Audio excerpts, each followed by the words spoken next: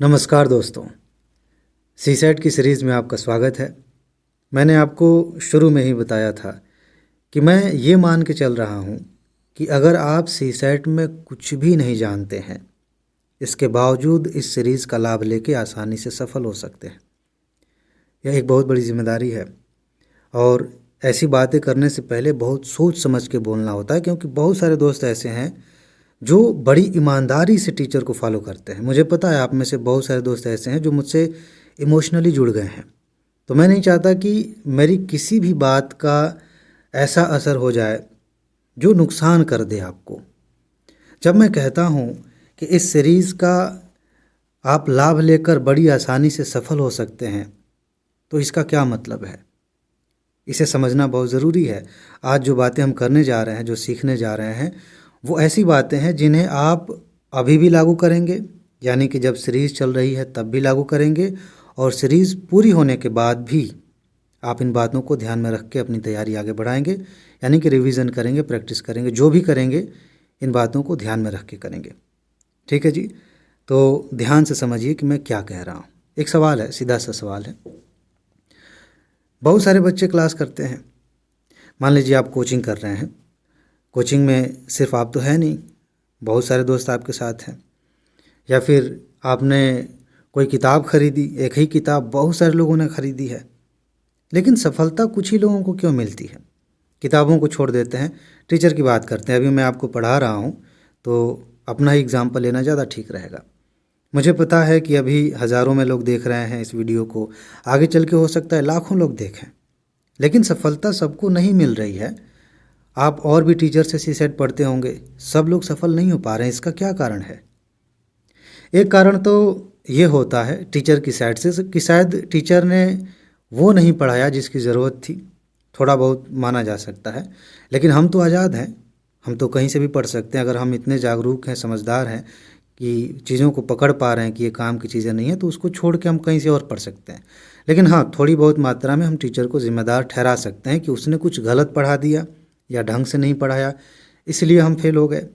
लेकिन इसको प्रॉपर सिर्फ एक कारण मानना ठीक नहीं होगा, क्योंकि उसी टीचर से और भी बच्चे पढ़े थे, उनमें से कुछ तो सेलेक्ट हो गए, बाकी फेल हो गए। क्यों? क्या कारण? अगर उसने वाकई ख़राब पढ़ाया था तो कुछ ही लोग सेलेक्ट क्यों हो गए? इसका सीधा सा जवाब यह है कि असल में टीचर की वजह से सिलेक्शन नहीं होता। टीचर एक ऐसा माध्यम है जो आपके काम को आसान बना देता है, आपके लिए वो चीज़ें सामने लेकर आता है जिसे खोजने में शायद आपको दिक्कत होती, शायद वो चीज़ें आपको नहीं मिलती। टीचर आपके सामने लेके आता है, चीज़ों को आसान बनाता है। लेकिन क्या सिर्फ इसी से सिलेक्शन हो जाएगा? इसका जवाब है जी नहीं। यहीं पर वो असली पड़ाव आता है जहाँ पे हमें सोचना पड़ता है कि फिर सिलेक्शन कैसे होगा। उसका जवाब है कि टीचर चाहे अच्छा है, ख़राब है, जैसा भी है, किताबें अच्छी हैं, बुरी हैं, जैसी भी हैं, वो अपनी जगह हैं, लेकिन हमने अपनी तरफ से क्या किया?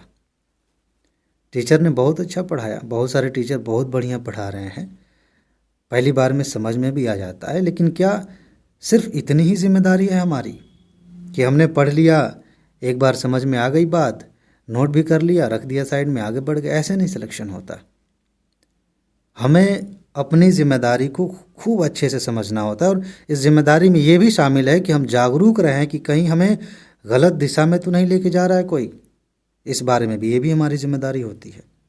इसीलिए आज की वीडियो में मैंने जीरो टू जीनियस से दो छोटी छोटी वीडियोस जो कि बहुत महत्वपूर्ण हैं उनको एक किया है, और वो आप आगे देखेंगे इसी में। उसमें क्या है, उसमें मैंने कंप्लीट एक स्ट्रेटजी बताई है आपको। स्ट्रेटजी से ज़्यादा ये कहना ठीक रहेगा कि आपको एक रास्ता दिखाया है कि आपको कब कब कहाँ कहाँ ध्यान देना है, ताकि आप सही मायने में बड़ी आसानी से ये पेपर क्वालिफाई कर सकें।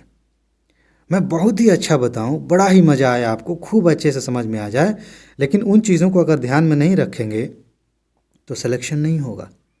आपको इस बारे में जागरूक रहना होगा, अच्छे से अपनी जिम्मेदारी को समझना होगा।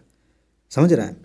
हर तरीके से इस पेपर को कवर करने की कोशिश करनी होगी। वो सारी बातें हमने की हैं, किन किन बातों का ध्यान रखना है, वो सब कुछ है इसमें। तो मैं चाहता हूँ कि आगे बढ़ने से पहले, वैसे तो मैंने कंप्रहेंशन पे बहुत ही शानदार वीडियो आपको दी है, इसके पहले भी हमने कई सारी बातें की हैं, वो अपनी जगह है, लेकिन मैं चाहता हूँ कि एक बार इन चीज़ों को आप ध्यान में रख लें। ठीक है, अच्छे से इनको ध्यान में रखें। जो महत्वपूर्ण बातें बताई गई हैं उनको अपनी नोट में, जो आप सीसेट की नोट बना रहे हैं उसमें सबसे पहले ही कहीं लिख लें, ताकि जब भी आप रिवीजन करने जाएं, कुछ नया लिखने जाएं, तो उस पर ध्यान जाए और ये चीज़ें फिर से दिमाग में ताज़ी हो जाएं कि आपको किस दिशा में आगे बढ़ना है, किन चीज़ों को ध्यान में रखना है। ठीक है जी, तो चलिए आज ये सीख लेते हैं। उसके बाद से जब अगला सेशन होगा अगले हफ्ते, तो हम एक ही साथ हो सकता है कई टॉपिक्स कवर करें। मैंने आपको पहले ही बताया था कि अगर बड़ा टॉपिक होगा तो एक ही, या फिर छोटे छोटे टॉपिक्स होंगे तो कई टॉपिक्स एक ही वीडियो में कवर करेंगे। फिलहाल इसको अच्छे से समझ लीजिए। ठीक है जी, चलिए। नमस्कार दोस्तों, इस सेक्शन में हम बात करेंगे सीसेट की तैयारी को लेकर। 3 लेक्चर्स होंगे, संक्षिप्त में होंगे क्योंकि आप टू द पॉइंट सीधे वो बातें समझ सकें जिनकी ज़रूरत है। ज़्यादा अनावश्यक बातें नहीं होंगी। और आपको पता ही है कि इस समय की जो हालत है वो ये है कि सीसेट को लेकर लोग ज़्यादा परेशान हैं। जीएस में बहुत अच्छा करते हैं, सीसेट में ही फेल हो जाते हैं। और इसका सबसे बड़ा कारण ये है कि हम सीसेट को उतना महत्व नहीं देते जितने की ज़रूरत है। हल्के में लेके चलते हैं कि अरे क्वालिफाइंग पेपर है, आराम से कर लेंगे, लास्ट में कर लेंगे, होता कुछ नहीं है, फेल होके चले आते हैं। इसीलिए इसको गंभीरता से लेना ज़रूरी है। बहुत सारे लोगों ने गंभीरता से लेना शुरू भी कर दिया, लेकिन उन्हें पता ही नहीं है कि करना कैसे है। इसीलिए हम 3 बातें करेंगे। सबसे पहली बात यह है कि हमें क्या पढ़ना चाहिए। इसके बाद अगले वीडियो में हम बात करेंगे कि कैसे पढ़ना चाहिए, और तीसरी वीडियो आएगी विशेष रूप से कॉम्प्रिहेंशन पे। ठीक है, तो आज हम बात करेंगे क्या पढ़ें, किन चीज़ों पे हमें ध्यान देना चाहिए। क्या पढ़ें का जवाब आपको इन 2 प्रश्नों से मिलता है। जो लोग इन प्रश्नों का उत्तर नहीं खोजते हैं उनके लिए कभी भी ये संभव नहीं है कि आसानी से जान लें कि क्या पढ़ना है। कहाँ से प्रश्न पूछे जा रहे हैं। अगर आप रीजनिंग की किताब खरीदें हैं, मैथ की किताब खरीदें, तो बहुत सारे चैप्टर्स हैं। क्या सारे चैप्टर्स पढ़ने हैं? यूपीएससी का उठा के देखेंगे तो उसमें भी स्पष्ट नहीं है कि आपको क्या पढ़ना है। तो सबसे बढ़िया जो तरीका है ये जानने का कि ये पढ़ना है, ये नहीं पढ़ना है, उसका जो सोर्स है वो है पिछले साल के प्रश्न। जब उनको देखते हैं तो आपको समझ में आता है कि मैथ के किन किन चैप्टर से प्रश्न पूछे जा रहे हैं, रीजनिंग के किन किन चैप्टर से प्रश्न पूछे जा रहे हैं।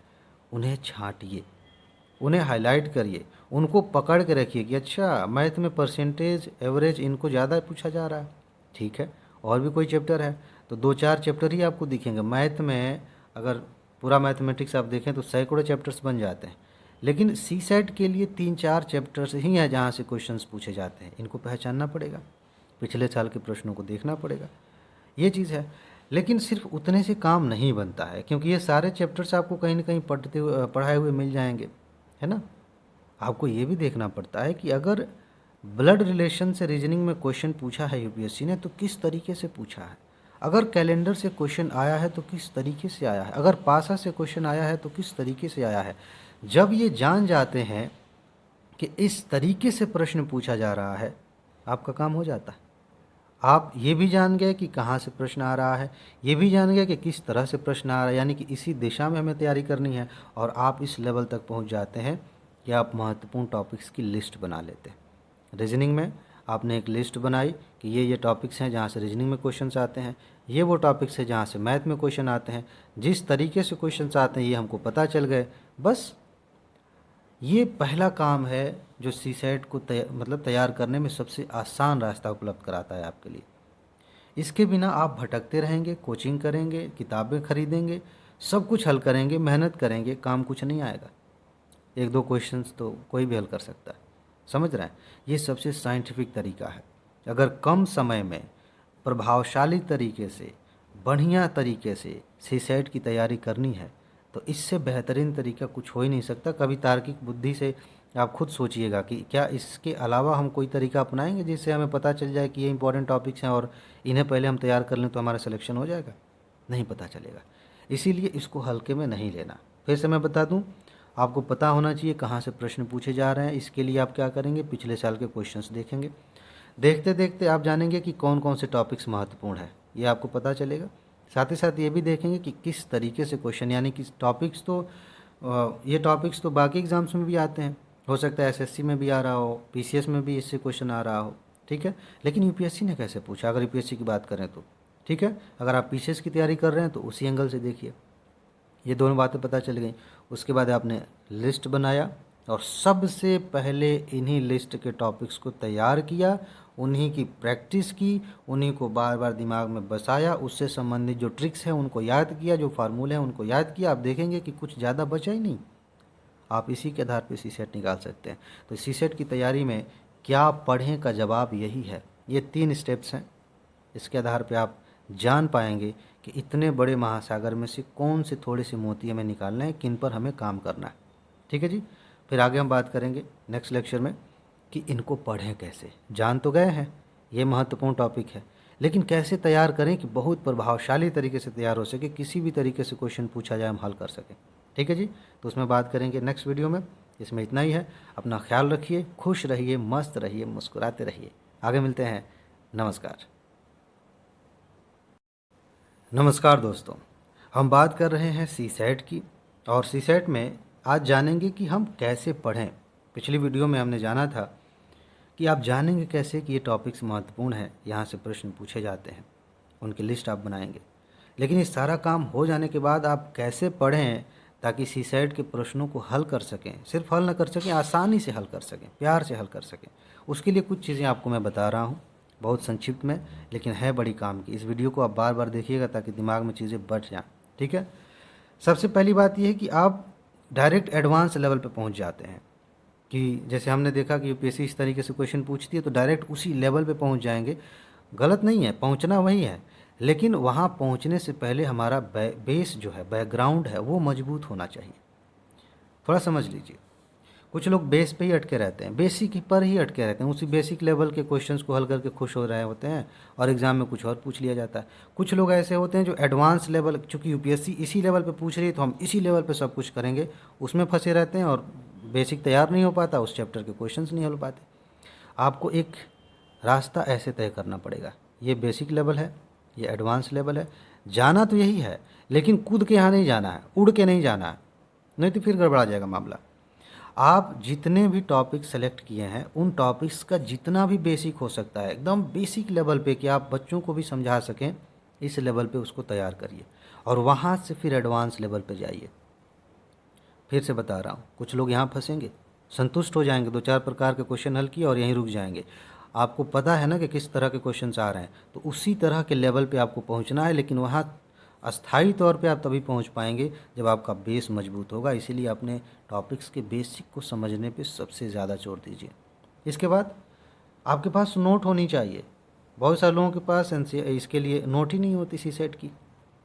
बाकायदा रीजनिंग मैथ की नोट आपके पास होनी चाहिए। यहाँ तक कि कंप्रीहेंशन में हम बात करेंगे, उसके लिए भी कुछ पॉइंट्स आपको नोट करके रखने चाहिए कि क्या क्या ध्यान रखना है एग्ज़ाम में। सब कुछ एग्ज़ाम में जाके याद नहीं आता, पहले से आपको याद रखना होता, ठीक है। खैर, तो नोट बना के रखिए, शॉर्ट नोट बनाइए, हर प्रकार के जो प्रश्न हैं उन पे एक एग्जाम्पल रखिए, उसको हल करके आपने लिखा हुआ है। थ्योरी अगर भूल गई तो एग्जाम्पल देख के समझ में आ जाएगा, अच्छा इसको ऐसे हल किया जाता है, ठीक है। नोट बनाना अनिवार्य है, इससे आप भाग नहीं सकते। जो लोग नोट नहीं बनाते वो लास्ट में जाकर परेशान हो जाते हैं, रोने लगते हैं कि आप क्या करें क्या ना करें। नोट होनी चाहिए, शॉर्ट नोट हो, बार बार उसे पढ़िए और उसमें जो फार्मूले हैं, जो ट्रिक्स हैं, इन्हें रट के रखिए, याद करके रखिए। एग्ज़ाम में चीज़ें याद नहीं आती हैं। बहुत सारे लोग पढ़ लेते हैं बहुत अच्छे से, बहुत बढ़िया प्रैक्टिस भी कर ली, लेकिन ट्रिक्स को, फार्मूलों को उतना महत्व नहीं दिया। क्योंकि जब एग्जाम्पल्स हल कर रहे थे, क्वेश्चन हल कर रहे थे, तो नॉर्मली याद आ जाते थे, या नहीं याद आ रहा है तो एक बार खोल के देख लिया नोट में, काम चल जा रहा था। आपको काम नहीं चलाना है, आपको ये मान के चलना है कि एग्ज़ाम में अगर इस पर क्वेश्चन आया तो मेरे दिमाग में उसका फार्मूला है या नहीं, ये ट्रिक जो काम आने वाली है वो मेरे दिमाग में है या नहीं। बस नोट देख देख के अभी कर ले रहे हैं, एग्ज़ाम में क्या करेंगे। ये सारी चीज़ें आपको रटी होनी चाहिए, दिमाग में बैठी होनी चाहिए, और उसके बाद जितना अधिक प्रैक्टिस करेंगे उतना अधिक लाभ होगा। एक चीज़ मैं आपको साफ साफ बता देता हूँ, जीएस के जो टॉपिक्स होते हैं ना, या और भी टॉपिक्स हैं, उनमें से ढेर सारे टॉपिक्स ऐसे होते हैं जिनको आपने एक बार पढ़ लिया, समझ लिया, तो पूरी ज़िंदगी आप उनको भूलते नहीं हैं, दूसरों को समझा सकते हैं कि ये देखिए ये बात है, ऐसे है। सीसेट में मैथ रीजनिंग में ऐसा नहीं चलता। हो सकता है कि मैथ और रीजनिंग के फार्मूले आपको एक बार समझ में आ गए, लेकिन उसका कोई फ़ायदा नहीं होता। लाभ हानि का फार्मूला आपको समझ में आ गया है, आपको याद भी है, लेकिन अगर आपने उस पर प्रैक्टिस नहीं की है तो उसका कोई ख़ास लाभ नहीं मिलता। वो कैलकुलेशन वाली स्पीड आपके मन में नहीं आएगी, वो तरीका आपके मन में नहीं उतरेगा, वो क्षमता आपके अंदर नहीं आएगी कि आसानी से आप उन चीज़ों को हल कर सकें। ये जीएस नहीं है। रीजनिंग और मैथ के टॉपिक्स को, क्वेश्चंस को दिमाग में रखने के लिए, अपनी आदत में लाने के लिए सिर्फ नोट रट लेना, सिर्फ फार्मूले रट लेना एक स्टेप है। उसका इस्तेमाल करना, प्रैक्टिस करना, ये फाइनल स्टेप है। जितना अधिक आप प्रैक्टिस कर सकते हैं उतना करिए। एक गलती लोग बार बार कर रहे हैं, ऐसे लोगों को कोई हक नहीं है यह कहने का कि सीसैट का पेपर कठिन हो रहा है। कौन सी गलती? पढ़ लेते हैं जैसे तैसे और रिवीजन करते नहीं, वो प्रैक्टिस करते नहीं उसका। लास्ट के 10 दिन 15 दिन प्रैक्टिस करें और कहेंगे हम सीसैट में फेल हो गए क्योंकि कठिन था। कठिन तो है, इसमें कोई डाउट नहीं, लेकिन क्या आपने अपने साथ न्याय किया?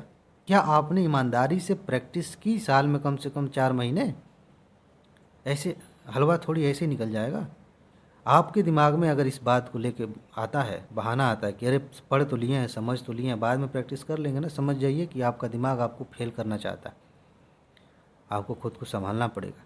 आप एक शेड्यूल तय करिए, रोज़ ना हो सके तो 2 ही 4 क्वेश्चन हल करने की प्रैक्टिस करिए।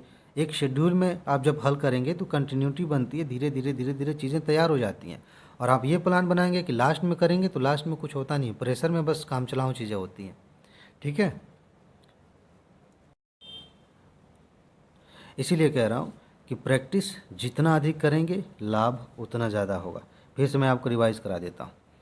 कैसे पढ़ना है? आपने टॉपिक्स की लिस्ट बना ली, आपको पता है कहाँ कहाँ से क्वेश्चंस आ रहे हैं। सबसे पहले उनके बेसिक को समझिए और बेसिक से उस लेवल पे जाइए जिस लेवल पे क्वेश्चंस आ रहे हैं, चाहे यूपीएससी हो चाहे पीसीएस हो।